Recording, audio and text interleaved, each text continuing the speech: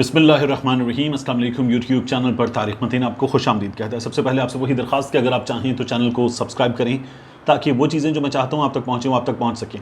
ایک ایسے وقت میں جب اپوزیشن وزیر اعظم عمران خان کے خلاف اپنی مہم چلا رہی ہے، ہم نے دیکھا ہے کہ ہمارے ہاں صحافتی حلقوں میں ایسے لوگ موجود ہیں کہ جو پوری طرح سے اس وقت اپوزیشن کا ساتھ دے رہے ہیں، ان کے لیے مہم چلا رہے ہیں۔ ان لوگوں میں نجم سیٹھی صاحب تو یہاں تک کہہ چکے کہ اگر وزیر اعظم صاحب نہیں نکلیں گے تو ان کو جوتیاں مار کر نکالا جائے گا۔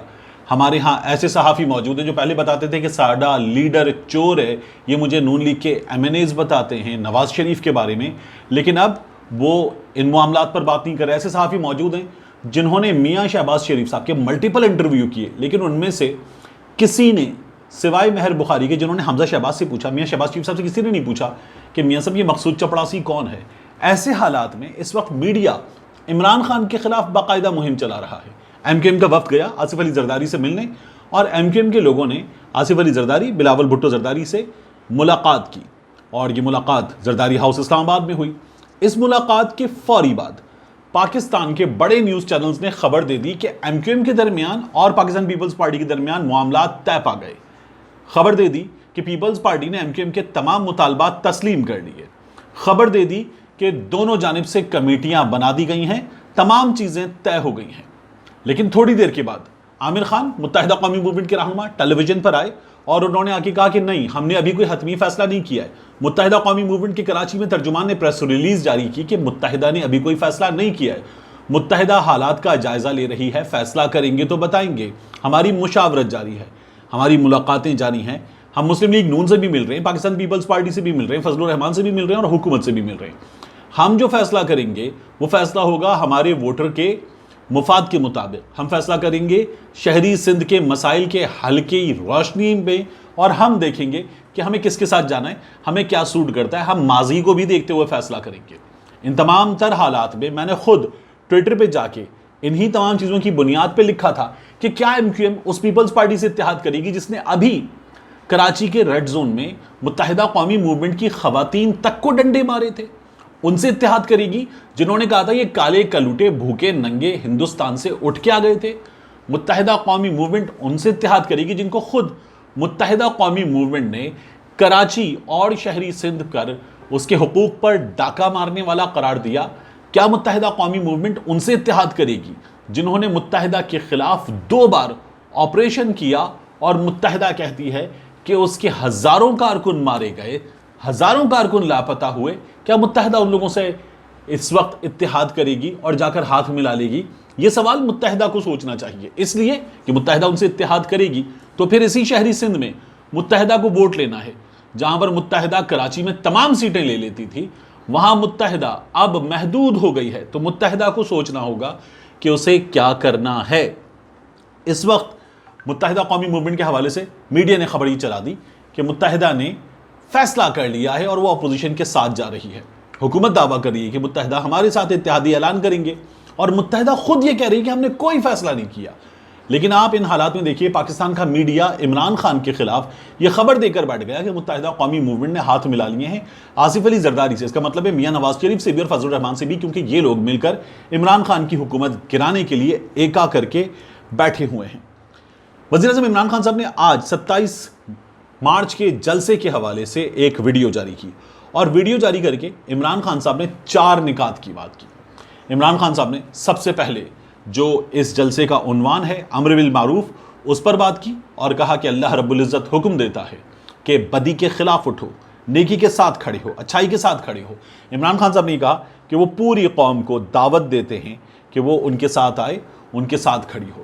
عمران خان صاحب نے کہا کہ اس وقت ہمارے ہاں ضمیروں کا سودا کیا جا رہا ہے، ارکان پارلیمان خریدے جا رہے ہیں، اور خریدنے والوں کے بارے میں بھی بات کی عمران خان صاحب نے۔ اور پھر اس کے بعد کہا کہ وہ یہ چاہتے ہیں کہ یہ سلسلہ ختم ہو، اس لیے وہ پوری قوم سے یہ اپیل کرتے ہیں کہ وہ 27 مارچ کے جلسے میں ان کے ساتھ آ کر کھڑی ہو۔ یہ عمران خان صاحب کی ویڈیو کا لب لباب ہے۔ بسم اللہ الرحمن الرحیم۔ امر بالمعروف و نہی عن المنکر اللہ کا حکم ہے قرآن میں۔ مسلمانوں کو اللہ حکم دیتا ہے کہ تم نے اچھائی کے ساتھ کھڑے ہونا ہے اور برائی اور بدی کے خلاف کھڑے ہونا ہے، اور اس سے ایک معاشرہ زندہ رہتا ہے.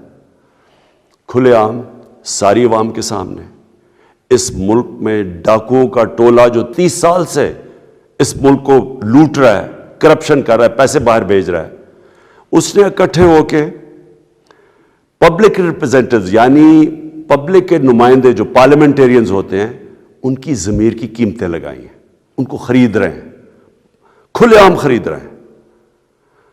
میں یہ چاہتا ہوں کہ ساری میری قوم 27 تاریخ کو میرے ساتھ نکلے صرف ایک پیغام دینے کے لیے کہ ہم بدی کے ساتھ نہیں ہیں, ہم بدی کے خلاف ہیں.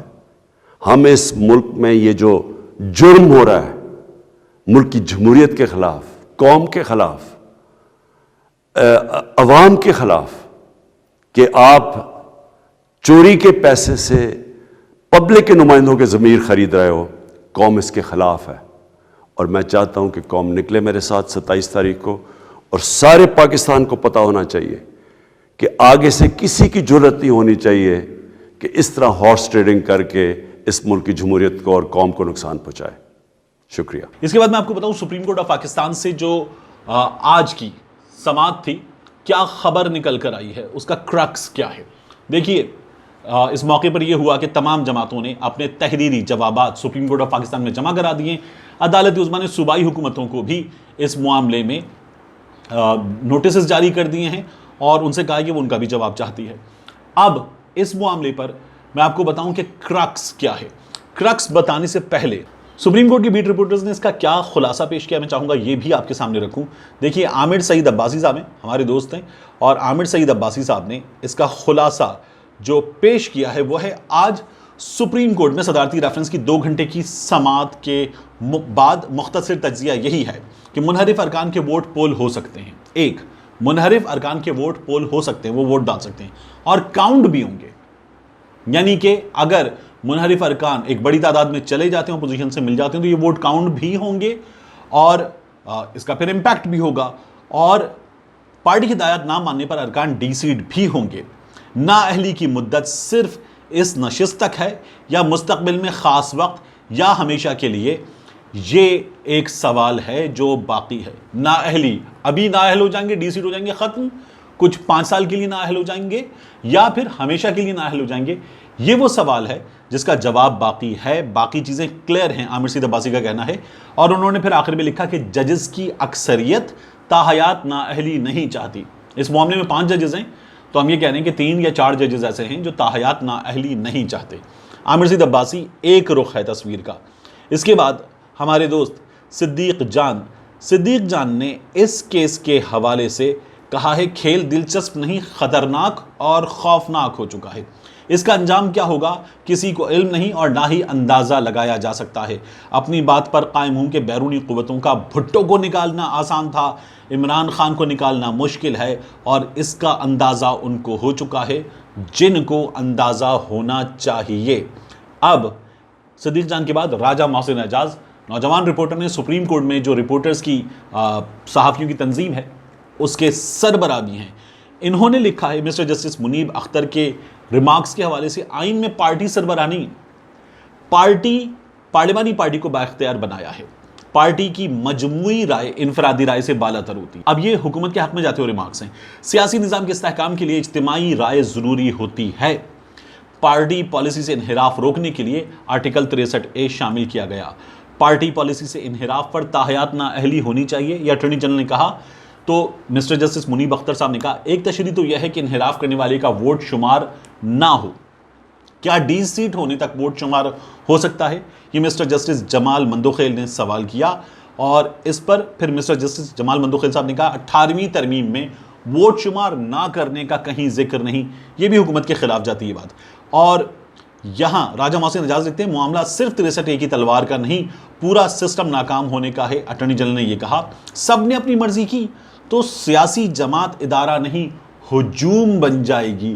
مسٹر جسٹس منیب اختر, انفرادی شخصیات کو طاقتور بنانے سے ادارے تباہ ہو جاتے, سیاسی جماعتیں ادارے ہیں. یہ مسٹر جسٹس منیب اختر کے ریمارکس ہیں اور یہ ریمارکس حکومت کی فیور میں جاتے ہوئے نظر آتے ہیں.